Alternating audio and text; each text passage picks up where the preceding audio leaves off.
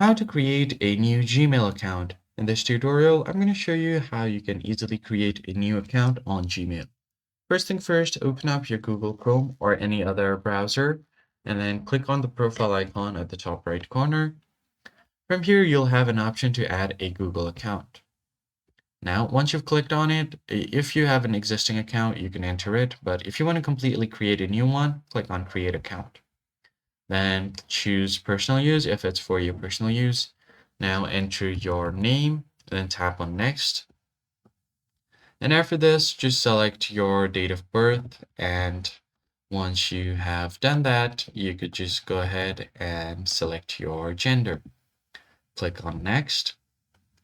And then Gmail will suggest you with some Gmails, but if you want to create your own, tap on it. Just make sure that this one is unique.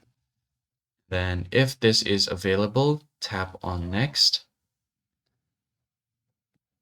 You don't have to type in this, so tap on next. And if this one is available, it will ask you to create a strong password.